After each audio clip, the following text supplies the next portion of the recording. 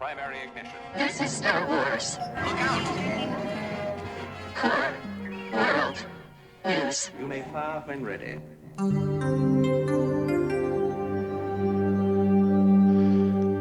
From the bright center of the galaxy, I'm Grex Conduct. You're listening to Core World News, your whole-net news show providing in-depth coverage of all the latest stories from every sector of the galaxy. Now for your news segment rundown for April 5th, 2023. 99 problems, but a bad batch ain't one. But first, this news.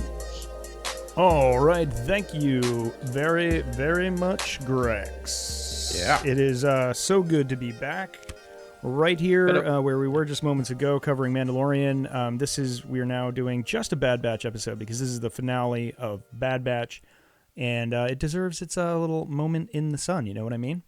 So Yeah, well, we're going to rainy, dreary Eriadu, but yeah. Grex is actually off to Jabba's palace right now. I just see him running away right now. He's out of here, man. As soon as Jabba's palace. his job's done, he clocks, and he's done. Yeah. Right to the dungeon. I like that about him. Very much like the Don Pardo of our show. It's just like, we fly him in, he says the thing, and then he's off. He thinks Casablanca, but we know his truth. It's Brad. uncouth. A bit uncouth, I think. This was a very heartrending couple of episodes. Adam, are you going to do... Adam's got our whole summaries here for the episodes. Are you going to do them both, or are you going to do one at a time? I think I'd do them all together. It's just kind of one long episode. All right. Well, then. Do you want to do that first, or do you want to do some news first? I want to do some news We first. did talk about news. Yeah. We didn't talk about news. I got some somewhat breaking news. All right. Literally dropped an hour ago. Actually, no, it dropped 6 hours ago. So not quite breaking, but breaking today. Donald Glover announced that he is definitely still in talks about the Lando series. Yes. With Disney. Great. Yes, Yeah, great. That's great talk. news. Yes. That's great. So news. it's not dead. That's not dead. That's the wonderful. most important thing. So you're saying there's a chance. There's a chance. He's always been lucky, that Lando. I hope that happens, man. I hope that happens. Me too. So much. Yeah, me too. That could be super fun. Yeah. Yeah. I mean, we've talked about it a ton. It's not, we don't have a lot, I don't think, to add, but just worth mentioning. Just sportsman to Baron Administrator, just that whole arc, whatever that is. Yeah, absolutely. And, we talked off air about timing a little bit with Celebration starting in just a few days. But it's interesting timing, right, to kind of drop that little bit of news before Celebration. So, that's interesting. I probably won't be there, but maybe that they're doing enough that maybe the big discussion is, can we at least say you're still doing it on the stage at Celebration? Right. So, that's huge. Yeah. That would be so huge. hopefully. Yeah. And once again, our pitch is definitely a synthwave extravaganza of debauchery, sexiness, and Well, they could do a scoundrel film. adventures. Too. I mean, Solo, you get a Han Solo film dedicated to Solo's youth.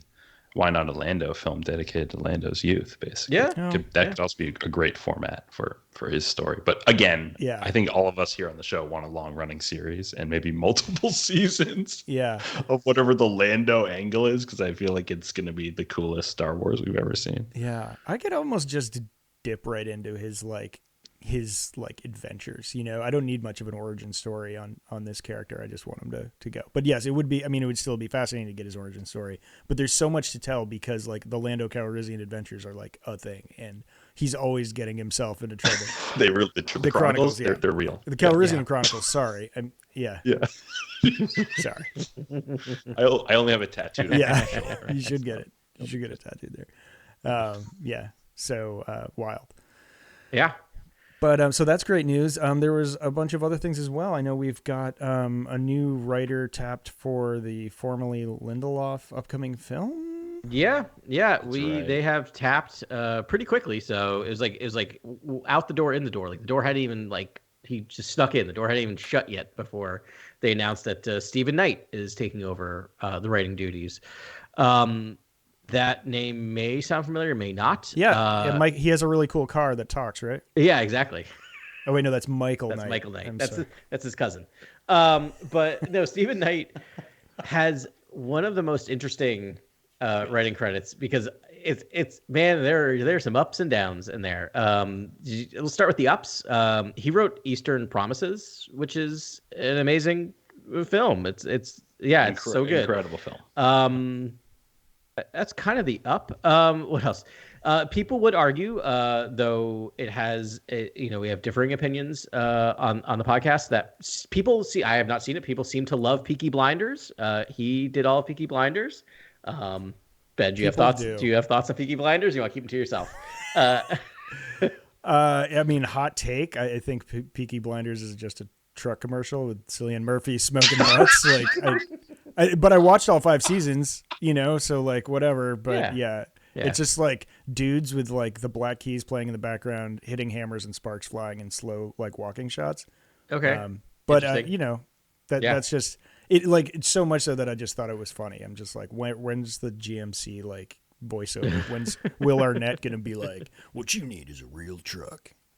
That's really funny. But hey, no, people love it. It's also like, are we not like Eastern Promises is great because David Cronenberg directed it. Like, it's an amazing film. Film because incredible director. But it's well written as well, and it takes a lot of research, I guess, to write that. And that's also the thing to consider all the time, right? Is he's a writer, right? And so who's to say, what people do with his once it's gone, right? That's a good point.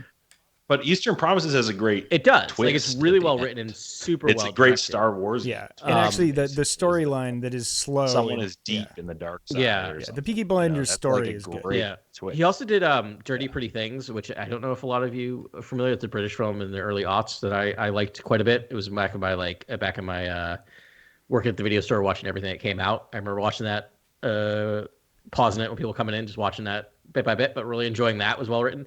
He also wrote the movie Locke. I was gonna say Locke was the next one. I hadn't seen it, but I've heard it's if you like you some Tom Hardy, that's all you got. It's Tom Hardy. I do like some Tom Hardy, and Tom Hardy was the best part of Peaky Blinders too. Well, you get 90 minutes of Tom Hardy all by himself.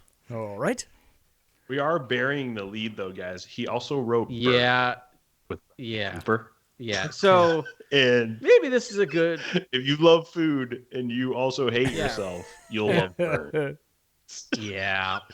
So it's a really depressing movie about. Yeah, it's very depressing. So I guess maybe we could transition to some of the other stuff. So 2 years ago, he wrote, directed, and produced. So he did everything. So this is the one movie he did every single bit of. The movie Serenity. You're right. This is actually the true lead of this is not story. Serenity, the Firefly TV show feature. This is a movie starring Matthew McConaughey, Anne Hathaway, Diane Lane, and others. It is okay. Oh, it also came out on my birthday, so happy birthday to Adam. I don't want to be mean. Yes, you do. I can see it in your eyes. Use it. It makes you powerful. Underneath. Everyone should watch this movie because it is one of the best bad movies of the past 5. Like, if you enjoy watching a bad movie that's entertainingly bad, this is the movie to watch. And like, if you love tonal dissonance, you'll love. I don't want to. So I can't talk about this movie without spoiling the surprise. So I won't. There's a giant twist. The giant twist makes no sense. And when you really start thinking about the twist, it makes you really start feeling gross and like, oh God, no. Oh God, no. Like, that's all I remember watching this twist. And it's not anything like graphic or anything else, but you start thinking about what it implies, who is the author of everything that we see in this film. Okay. You start going, that's gross. And no, please no. So that's a movie he wrote, directed, and produced. So that makes me a little nervous, but there's so many other good things on his resume. He also did the show Taboo, which is good, which I watched quite a bit of, and he has like a ton of stuff on TV. Like he did that show C, that's still a show. Oh, he did C? No kidding. He did, I think, season 1. He created it. I think he was out after season 1. And then season 1 was good. Season 2 got lame. Yeah, well, there you go. He was gone by season 2, so maybe that's show. And then last but not least, he co-created Who Wants to Be a Millionaire. Just random. Oh, so he's got range. He's got range. So we'll see. I mean, lots of highs and one really, really low. Oh, he also wrote the movie Allied. Oh, that's not great either. Anyway. It's a Robert Zemeckis film. But I will say, Adam going on a limb defending Steven Knight for the masses. I will say that Allied is not the. It's not. There's like several good pieces in here, and Eastern Promises again probably my favorite thing that he's written. It's so good. It's so good. So here's what I'll say is like, and you look at Allied. If you watched Allied, it's a Robert Zemeckis film. The problem with that movie is not the writing, right? The writing's actually quite good. So when you actually go through it, it's really just one clunker of a movie that he did everything on. But everything else is exactly everything else is really strong. And I guess if I'm really being honest, the parts of Peaky Blinders I don't like are the directing choices, and the cinematography choices, not the story. The story is quite complex and good. And well, I think like the stuff that's missing from Star Wars is the old English, like Chaucer, like the thy and like the what is thy bidding, like that stuff's missing from Star Wars, and I think it's a good hire in terms of getting that back into the mix, because that's what I love Star Wars for, is the old sort of fairy tale, nature of it. I love that stuff specifically, and I think like Steven Knight maybe could create some of that stuff again. I mean, he's also worked on 3 things with Tom Hardy now, at least, where he's like saving it. So we're gonna get Tom Hardy in Star Wars? Wait, guys, Tom Hardy. I know. If we had to do like a poll of like who is the most, would be the best actor that hasn't been in Star Wars yet, like you'd definitely be a top 10er. Or the next Sith Lord. I mean, he's gonna be in a mask no matter what, so make it a Sith mask. No one cared who I was till I put on the mask. Oh my gosh. Yeah. All right. Yeah. All right. I'm in. You just talked me into it. No, guys. I talked myself into it too. I'm back around on it. The other bit of news is that there's been some revelations about revelations. Sounds really overly dramatic, but they've talked about who is Star Wars Revelations, who's directed a few episodes of Skeleton-Crew, and it's really interesting who they brought in. And this show suddenly went from being like, I'm interested in it, don't know a ton about it, to like, now I'm really might be one of the top of the line, what I'm looking forward to because of the directors. I think we talked about it maybe last week. I can't remember if we talked on air or not, but they got the Daniels in, who did Everything Everywhere All at Once. We did talk about that. They also brought in David Lowery, who directed The Green Knight. Amazing. Yeah. Amazing. Visually stunning, right? Like visually stunning movie, just like the Daniels. And then also Jake Schreier, who all they keep talking about is the fact that he's directing the Thunderbolts movie, the Marvel Thunderbolts movie that's coming up. But like, who cares? Not I care because I'm excited, but like, it's not a movie we've seen. It's also a studio movie, so that doesn't really give us much into it. But he did Robot and Frank. Did anyone see Robot and Frank? It's about a decade old now, but it's Frank Langella and Susan Sarandon. Frank Langella and a robot. And it's James Marsden's his son. It's super. You are. Wow. Yes, on, and it is a really beautiful, small, independent film, but super weird, super interesting, super creatively directed. So, like 3 really visually interesting directors coming in on Skeleton Crew. That's exciting, man. That'll be fun. So that's some good news. Probably something we'll learn more about in the coming days. So is Skeleton Crew about Judd? What's his name? Jude Law. Jude Law, like transporting a bunch of younglings, children. Is that what that show is? Children, but we don't know if they're younglings. Is that what that show I don't know is? if they're force sensitive or not. We have speculated that. But but I'm not sure. Yeah, I don't know either, but we know it's him basically transporting these kids, whatever these kids might be. It makes sense that they're force sensitive. What happened during Order 66 when like Jedi were in transit? Right. They probably just didn't go to Coruscant. They were like, "Oh, let's just turn around." Yeah.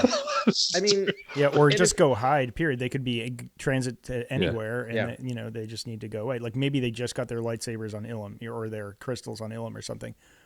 What if Jude Law's just transporting them and it's a bunch of kids who just got their crystal? He could be the pilot, and they could have that sweet droid that makes like lightsabers and stuff, and they're just a bunch of fresh kids. And then it's like, we're not going back to there. We're going on the frontier. And we know we're at the very beginning of Luke's. I would love that. And we know we're at the very beginning of Luke's temple or training, right? So like, it makes sense that he needs people to transport. And it'll be interesting to see.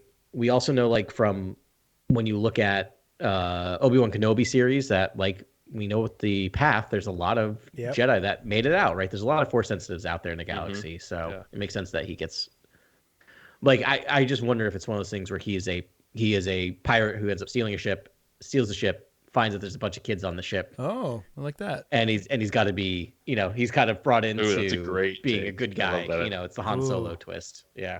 I love that idea. That's great, Adam. Nice. It's definitely, is he the captain of this crew? Is this a crew? We actually don't know. Have they? I don't think they've reviewed. I think we're all putting him in the hero role, but for all we know, he could be the villain role. But yeah, he'd be a great villain as well. But I like the idea of him sort of a swashbuckling pirate and/or pilot. That stumbled into this, and rough around the edges. Give Jude Law a chance to flex. Give him a multi-dimensional role. That guy's amazing. Yeah, he grew into being a character actor. Yeah. He was too handsome to be a character actor when he's younger, and he just wanted to be. So he kept uglying himself up in roles, and now he's finally aged into be a great character actor. Yeah. Yeah. Wild. Other news, not as spectacular, but we are about 22 days away from the release of Jedi Survivor, the upcoming video game on Respawn, and so that they've been leaking more and more info as the days go on, and so we've gotten people have been able to play the game a little bit and show some things. So that there's a bunch of facial hair customization, so you can make your Cal Kestis give him a mullet, like you can make him Joe Dirt Cal Kestis, which is kind of fun, and handlebar mustache. You can make him sort of evolve any way you want. Also revealed to me by Jason, our frequent listener, that you retain all of your force powers from the first game.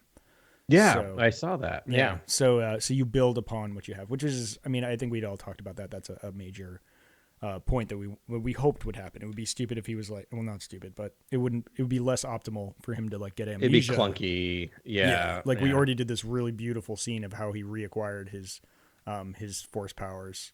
You can't really do that twice. So very happy to hear that. Yeah, should be fun. But I'm excited for that game. I've pre-ordered it. I'm a sucker for skins. And I guess there's one world that's more open world than the others. But it's pretty similar. The mechanics I've heard are pretty similar to the first game. There's more, I've seen this one, for some reason, they're allowed to do some cut off arms and stuff. It's a little more graphic. I saw one where he sort of jumps up and then falls down a person with a lightsaber straight down through the guy's spine, and I was like, oh, that's big. Just through his chest and pins a guy to the ground that way. I was like, that's vivid. So it should be a great game. We've said a lot about it. Can't wait. Yeah. All right. So as I said earlier, why don't we move on to the Bad Batch? All right. Very excited for this. I'm going to do the Morlana drop. There we go. And whenever you are ready, Adam. Okay, I've done the summary. I've combined them both, so it's for episodes 15 and 16, The Summit and Plan 99. Strap in. It's a bit of a long one because a lot happens. But here we go. And immediately cough. All right, now here we go. The Bad Batch devise a plan to rescue the captive Crosshair. First stop, Eridu, where Dr. Hemlock, the head of the Empire's Advanced Science Division, is attending a summit headed by Governor Tarkin. Before leaving Paradise, Phee says goodbye to Omega and shares a tender moment with Tech. I'm sure everything's going to be fine and that this is not an instance of foreshadowing. The gang hitches a ride on a rail car over a gorge in order to infiltrate Raven's Peak. I'm sure the rail car and gorge won't come up again. Don't worry about it. Because of her size, Omega must be the one to plant the homing beacon on Dr. Hemlock's ship, with a little help from Echo and Wrecker, goes off with only a few minor hitches. Meanwhile, Hunter and Tech discover that they are not alone. None other than Saw Gerrera and his partisans have infiltrated the base and have a plan to destroy it and kill the Imperial officers inside. As the two groups argue about which plan should take precedence, the Imperials become aware of their presence. The partisans escape on their shuttle, while the Bad Batch hop onto the rail car. The Imperials pursue the Batch and disable their ride. Not to worry, I'm sure the partisans will come to the rescue. Nope, they're gone. Instead, the car is damaged by Imperial fire, and Tech must execute Plan 99. What is Plan 99? It's a sacrifice play. Tech shoots the rail car he's hanging from in order to separate it from the front car, which causes him to plummet into a chasm while the rest of his team escape. No. Saved. Yeah. We can leave. Leave moments for tears. All right. Even with this, the rail car crashes and Omega is badly injured. The remaining members of the Bad Batch take her to Ord Mantell in order to get help from AZ-1. As they grieve the loss of Tech, Hunter tells Omega that the galaxy has changed, and so have we. It's time to put being soldiers behind us for good, and that they're going to live out their lives on Pabu. Unfortunately, the Empire and Sid have other ideas. That's right, in one of the least surprising moments of the season, Sid straight up sells out the Bad Batch to the Empire. As the Empire arrives on Ord Mantell, the Batch tries to escape, but ultimately Omega is captured by Dr. Hemlock. Echo informs Wrecker and Hunter that there's no way to track Hemlock's ship, and Hunter vows that they will not stop searching until they find Omega. Meanwhile, Omega is led into a laboratory on Mount Tantus. She sees Crosshairs lying on a table, but he is unresponsive. She is told by Emery Carr that he is recovering, and that she warned him of what would happen if he did not cooperate with Dr. Hemlock. When Omega demands to speak to Nala Se, Carr remarks how ironic it is that she trusts the Kaminoans and not her, especially considering the fact that they are sisters. Dun dun dun. Meow. Okay. Very good, Adam. Thank you for that. That was actually much more brief than I thought it was going to be. That was and yet encapsulated all of the ups and downs, the emotional turns, and probably the coolest location in the Bad Batch yet. Yeah.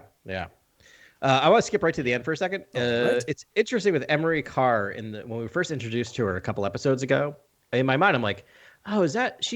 I wonder if that's an Omega clone, because her voice sounds very similar to Omega. And then I looked up and it's played by a different actress, and so I went, nope, not the case. That's almost right. Just another New Zealand accent, I think. Yeah, they fooled you. It was cool. Yeah, they totally did. Good on them, guys. Yeah, so much. The summit. Yeah. The Imperial Council got together in this episode. Yeah, that was amazing. So first of all, Iradu, which we've read about in several books and we've seen in comic books. This is Moff Tarkin's home planet. There's amazing comics about this planet. And also, if you read the first Lucasfilm-owned canon novel was Tarkin. And he talks about it extensively there. It's a very cool planet, but it's so much cooler when you see it in this episode. To me, it's a lush forests and then a really low fog canopy, and then all these peaks that peek up through the cloud layer. And I'm pretty sure I think where his home is the same name as his ship. I think that's the Carrion Spike. That spire, that building basically? That's the Carrion Spike. Wow. Okay. Yeah, that was cool. That whole room was interesting, and just the lockdown mode that you see later in the episode when that room kind of goes into lockdown. Yes. That was a neat moment. I love seeing that stuff, and then just devastating.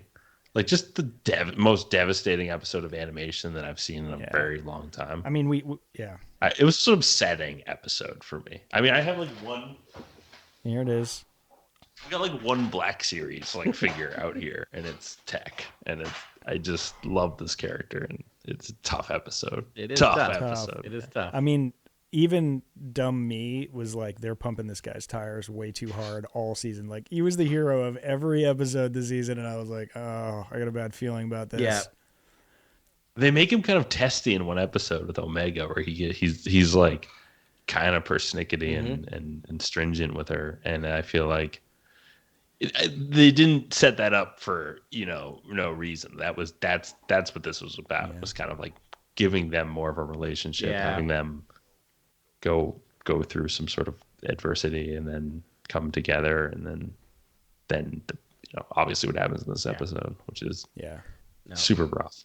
Falling off that tram line and all that stuff is just devastating. And Hunter's more affected by it than anyone really. He was ready to pack it up because of it. I mean, obviously they're all affected, but the fact that Hunter's not on to the next mission or not keeping focused, he's just let's get out of this. This is stupid.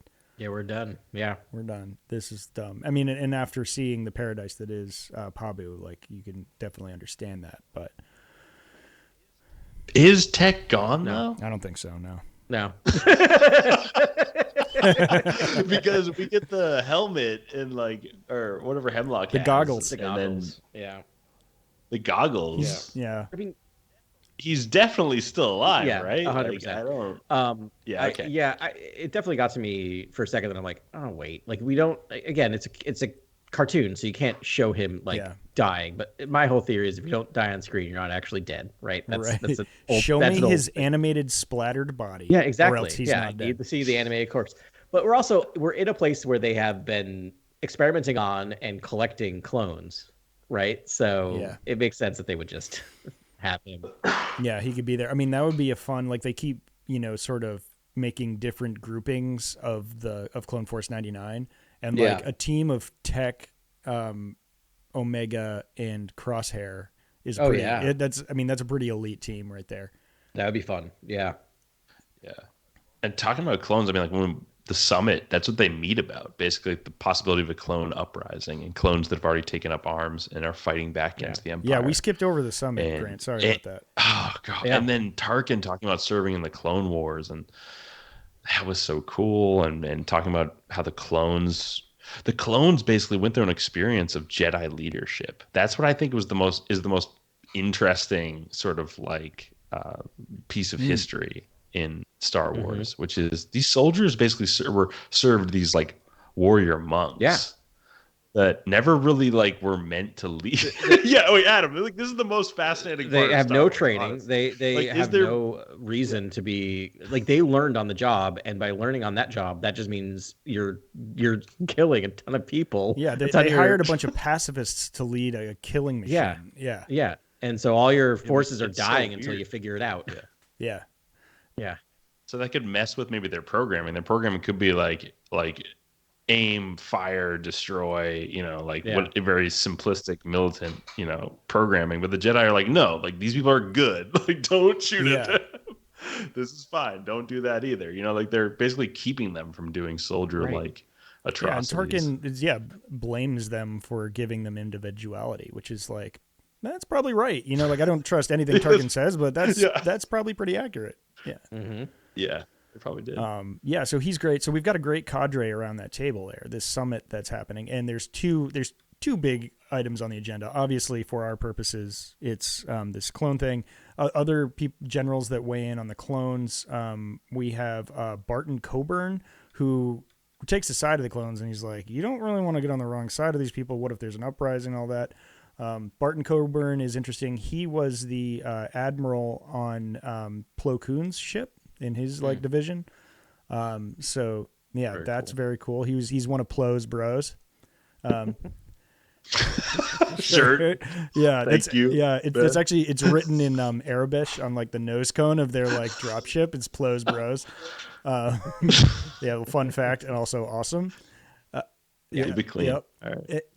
And then there's Hurst Ramodi, Admiral Ramodi, who we actually see in live action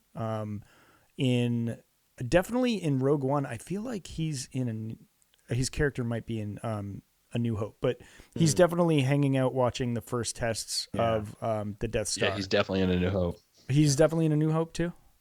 Okay. I think so. Modi. So, so he's there as well. And I think he has a little more of a mullet at that stage. He's bald with a mullet. I think that's that guy. Right. But because he's younger there. But he was brought on. He was also a general or admiral in the Clone Wars, had retired, and then Tarkin pulled him out of retirement to work on the Death Star. And Project Stardust. And then, I mean, I don't know about you guys, but as soon as I saw the profile, I was like, that is animated Ben Mendelsohn. Yeah. Oh, yeah. Hard to miss. None other than Director Krennic is at this meeting, and he starts to give a briefing on... He gets like 2 words, and then they cut away. Yeah, Operation Stardust. They're like, you know what this Director is about. Krennic. Yeah. He's probably talking about Galen Erso. He's, talking about, the work on the Death Star and... all the hangups. He could be talking about Thrawn at this point. Like he had run-ins with Thrawn. Like there's all sorts of fun things that he's entangled with.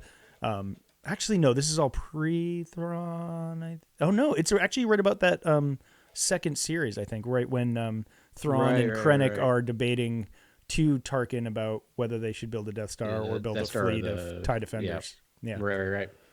That's right. Yeah, it would be right around now. Yes. That makes sense. Speaking of like, now we're talking about Rogue One, we get the Saw Gerrera moment, and there's the female stormtrooper, or the female in the stormtrooper outfit that's with them, and I kept going, Yeah, like one of his cadre. But I was doing the math, and I'm like, is it Jin? I'm like, no, she'd been like 10 or something. Like, she's still even as she was like 14 when he abandoned her or something. Yeah, I think so. It could be right she was around. she was quickly one of his best fighters. So I missed that. I'm gonna have to go back and watch that again. But that could be before he abandons her. It's not. It's nowhere is that confirmed. But I at the moment, the second I heard like a female voice, I'm like, oh, is it Jin? And that might be just a little. Yeah, cool. Yeah, cool. Yeah. That is fascinating. That's coincidence when Saw is just there and he's like, yeah, let's blow this. That's some coincidence. Yeah. Yeah. I mean, the fact that all right, so let's talk about the coincidence for a second because I have a theory. There early in this episode, they get all this intel from Echo, but Echo it's like very general. Right. Echo's like, well, according to my contacts and Rex is on his other mission. It's like who's his contacts and his like. I have a feeling that he was getting this intel. Either Saw got the same intel from the same person. Maybe it's Rex, or that makes sense. Or it was Saw himself. Yeah, that makes sense. Yeah, that makes sense then. Yeah. Yeah. Just as you're watching it, you're like, oh, this is developing fast, and they just, of course, they're going to blow that up though. That's Tarkin's like home world. Like, let's take out that. Yeah. But how did they fail so bad? Like they didn't kill anybody. You know, they blew up some ships, but they didn't end up like killing the council, which is like. I guess they would have. The summit. Yeah, the council was there. You could have ended. Yeah, you could have. I don't know if their plan was to plant more explosives before everything kind of went down because they were arguing so long. They got noticed. Yeah. I think if they weren't arguing, they would have planted more explosives. It's a little weird. I mean, so Tech has a monologue in there when they're debating, and he's sort of like, "Well, if you clear them out, they'll just refill their ranks. You're not doing anything like serious. Like we're actually going to help some people with this, and uncover some secret plot, but that's it. After I watched it twice, and after rewatching it, I'm sort of like, I get what Saw's saying. It's like if you can actually take out Tarkin, that'd be a pretty big blow. But Tech is right. Also, it's like if it's not Tech, I mean Tarkin, it'll just be some other monster. It's still the Empire. The Emperor is still there. Like it's just he'll find some other lackey, which we saw all through the prequels, right? So tough, but that was a nice heavy hitting, a lot of deep pulls, little Operation or Project Stardust thrown in there, and then but ultimately super bummer, man. Hemlock and sort of like the Emperor's cloning project and how like hands off, avert eyes, like this is my project and it means a lot to the Emperor. Like I was like, ooh, like this is fun to introduce this new sort of branch of power, which is Hemlock in this cloning division. Yeah, establishing that cloning division. So I rewatched with subtitles on that because it was like 4 sentences, right? This project from Hemlock when he's obviously at this meeting too. This is of great importance to the Emperor. I want to fully unlock the secrets of the Kaminoans to ensure an enlightened society with technology, and clones are imperial property was the other thing. Right. Yeah. So that was amazing. Like they were going to eventually create a clone society for the Empire, which is like everyone. Right? I don't know, but he was like, I mean, he brings in clones are imperial property, meaning like we can test on them because we own them, and they're like, and they're like, is that legal? He's like, I don't care. No one will ever know. But like, what is these? What enlightened society will be achieved by unlocking Kaminoan cloning technology? Yeah, I think they can give people like force power or like adjust people's genetics. You're getting to like eugenics, right? The idea of that of just creating perfect humans, quote unquote, or also maybe making replacement bodies for people so people can't die. Like, I mean, but I have to think it's for nefarious purposes. Obviously, we know that. I mean, do you think he wanted to create a Sith army of clones? Maybe. Yeah. I mean, that sounds good. If I'm Palpatine and I'm waking up on the Sunday morning and I've just like brewed up a fresh cup of caf and I'm just standing on my balcony looking over Coruscant, someone's like, hey, do you want a Sith army? Army of Sith clones? I mean, is that too much competition? Like, he was a rule of 2 guy, but like, I mean, I maybe he doesn't. He's a rule of 1 guy. We've talked about. You're right. He's a rule of 1 guy. Yeah. Yeah, and I mean, obviously, he wants to live. Like, would him living forever bring an enlightened society? Does he like? Is that a perverted thing that he would think? It's also like I don't think the emperor believes that, but that's probably what he's selling. It's a cover. That's what right? he's selling. It's like Hemlock on. Hemlock and his stooges can believe that like they're going to create an enlightened society, but this is all this like medical cloning research is for the emperor to expand his lifespan. Yeah, that sounds it, because it's like really generic, flowery language that sounds virtuous, but like doesn't make any sense. Yeah, no, it's all about being selfish and extending your lifespan. That's what it's all about. It makes sense to me to the idea of making a Sith army. I don't think it's competition, right? Because he could easily just put a failsafe in there, just like he did with the clones, right? I'm just like, I have the button that kills you all, or what if tech comes back and is used against them? Ooh. Well, no, he's not very ferocious like the Attack of the Nerd. Attack of the 40-foot nerd. I'm here for that. Yeah. Well, I was wondering that, like, how much of tech is left? Did they like save his brain and install it somewhere? Maybe he'll be in a droid body. That's fine. That was tech that got murdered under Mandalore. Oh, right. Wait, that math works out. Oh yeah. Yeah, could be. That would be dark, but I love it. Just his eyeball is that smart. Like, right. Yeah. No brain tissue attached. Oh wow. Anyways, we went to a dark place there. Rathgar Deng is not actually Dengar. It's tech put back together. Oh my gosh. They're like, why did you think Rathgar Deng was Dengar? That doesn't make any sense. It was tech. I don't know. It did not end the way I thought it would. Definitely setting us up for another season. Which I'm excited for. Oh, also our like weekly animation rave. Way different. I feel like they took another quantum leap this week. Did you guys feel it too? The battles were like, it was like camera point of view, like almost like Born Identity, and like the way they were moving through hallways was like, it felt like live action to me, like serious live action. You're like moving over the shoulders of characters, and it wasn't just like, here's a frame and the characters are operating in the frame. It was like you were with them in like a point of view going down these hallways, and there was just a few sequences there that I was like, whoa.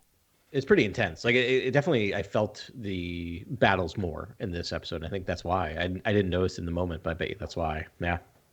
Complimented the lighting, the animation, but the dappled lighting in the forest. Yeah, that's my martini shot is definitely the sorry, it's my Loth Wolf. The walk through the Eridu forest when they first land, it's just like the dappled sunlight through the trees is like the most gorgeous thing I've ever seen. It's so good. Yeah. Are we on the last episode? Did we do the last episode? I mean, yeah, we kind of did them all together, but we can talk anything else. But you don't want to spoil, no spoiler wall here. No, I mean I spoiled it. You already spoiled it. Yeah, we know. Oh, I mean the Crosshair stuff. Yeah. And Crosshair Omega. That duo will be cool. Yes. Yeah. Agreed. Yeah, excited to see what happens there. Yeah, I think so, because you're gonna have a newly formed Crosshair and then Omega, and they can sort of, there's something about the mind of a child, right, that can maybe make things simple for him. It seems like Crosshair's already team I Hate the Empire anyways. Yeah. But that's pretty good. Also, like Sid. Oh right, yeah. All right, she's the worst, guys. She's the worst. She's the worst, man. I know. It's just so frustrating waiting for it to happen all season and to just do it and like Oof. It's like, of course, yeah. Yeah, she even like knew what she was doing and felt almost guilty, but not guilty enough to not take that money and sell out her friends. Exactly. Yeah, or try to mount a rescue or anything. I mean, that may be where we see her. It may be like a Lando thing. If she pops up in season 3, she might come back to try to help the Bad Batch. But but then Tech better be alive, because if not, like I would not be accepting that help.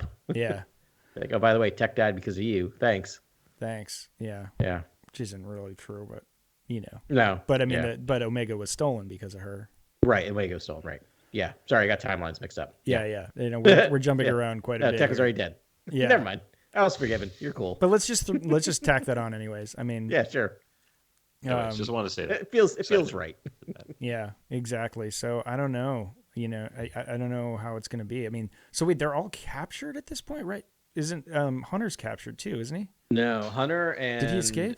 Yeah, Hunter, Echo, and Wrecker are on their ship. They don't have a way to track, so they don't know where Omega is. Right. Yeah. Right. That was so funny. It was like the way where she put that marker, the homing beacon on his. I was like, that's a little obvious for a large item with an LED on it. But it didn't end up mattering because the whole hangar got destroyed. Blew up. Yeah. So that was a bummer. But yeah, all right. So right. Hunter, I mean, that's another great trio too. Don't forget Gonki is with them as well. That Never forget Gonki. Yeah. Yeah, I love Echo. I love them all actually. Echo and Wrecker are just like such great characters. I think I love that too, and I think that's even more evidence. And great, you had mentioned this earlier, like how great it would be to have, Tech and Crosshair and Omega.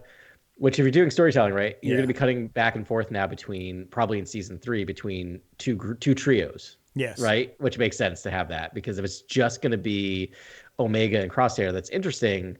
But you can, how much of it can you sustain with that without having a third element in there, right? Which would be Tech. Yeah, it makes sense, and it makes sense with the overlap of abilities between Echo and Tech. It's kind of nice. They're like, oh wait, split them up. Yeah, you've still got the navigator / technical assistant. Wait, so you guys think Tech is coming back? Yeah. Oh yeah, 100%. Do you not anymore? At the beginning of the episode, I felt like you were in. I'm in, but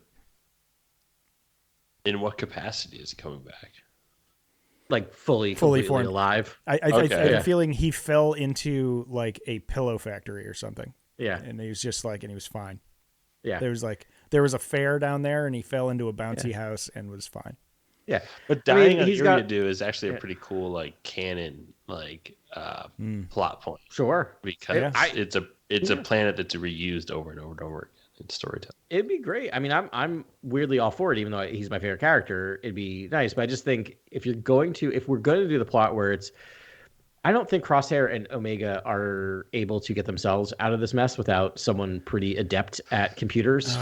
You know what you guys just made me think of? What's that? Well, they've got another clone with them that's knows technology, and she's already shown to be sympathetic to Crosshair, and it's that doctor.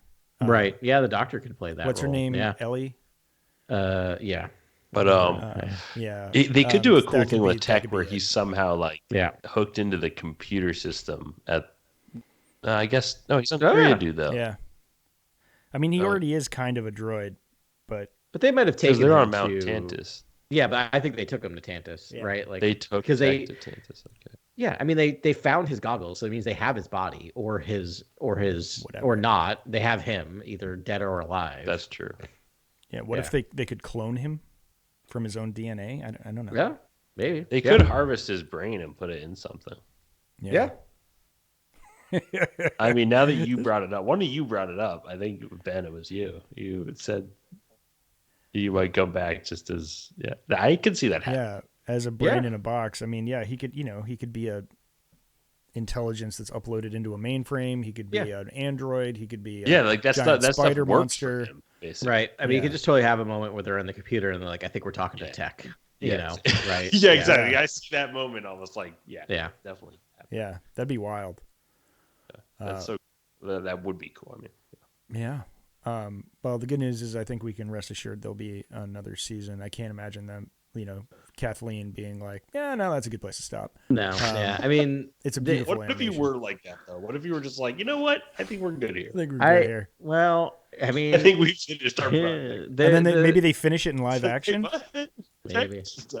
Yeah, I mean, it could be a new show. They could, finish it in live action, shoehorn new Obi-Wan in there. Yeah, belts are tightening for sure over at Disney, but I feel like you're going to have at least an ongoing animated series. That seems to be kind of a thing. And plus, since this is Dave Filoni's baby, and I think you want to keep him happy.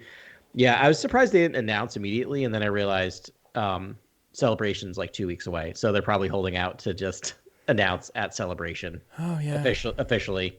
Yeah, and maybe even a teaser trailer because they're if season 3's been happening, they're already well ahead with the.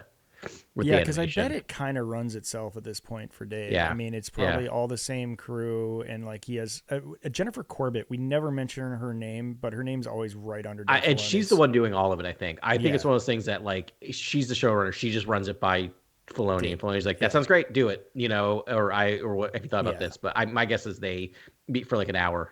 Yeah, and that's like cool, do it. Yeah, yeah. I mean, like maybe next season they just give her full credit for producing.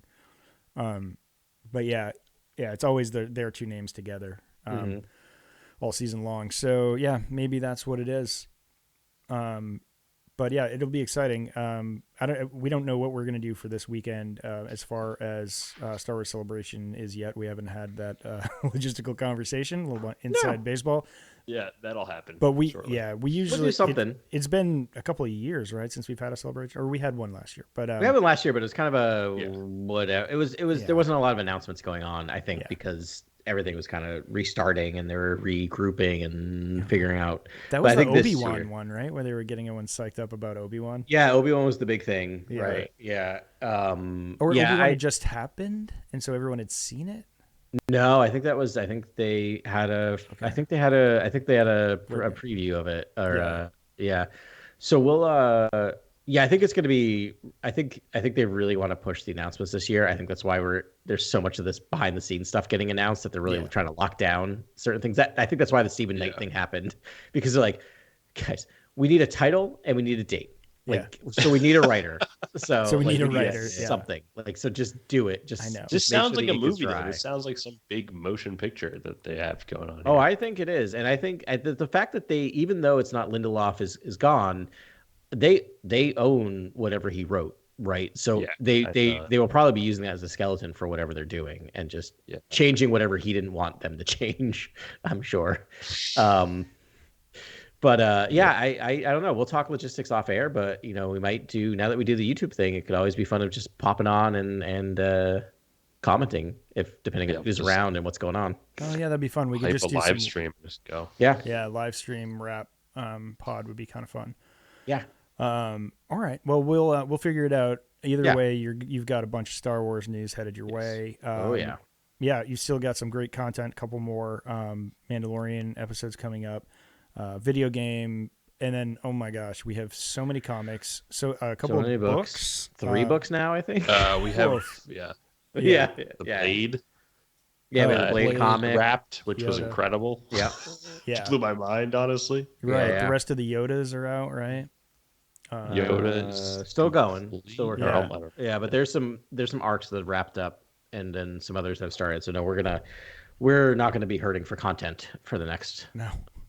Forever. We've been swamped. Yeah, we've actually got to lay that out. But there's a lot of great Star Wars content that's out there in books and comics that we're going to catch up on. Mm-hmm. In addition to all this great Mandalorian stuff that's going to be wrapping up. Our cup floweth over. So thanks very much for listening to us again. I'm sorry we missed you last week, but I hope the double up makes up for it. And we will talk to you again soon. Could be as soon as this weekend. So take care, have fun, be safe, and may the Force be with you. This is Grex Kondak signing off. For the latest breaking news, follow @CoreWorldNews on Twitter and Instagram. Thank you, and good night. Remember, the Force will be with you, always.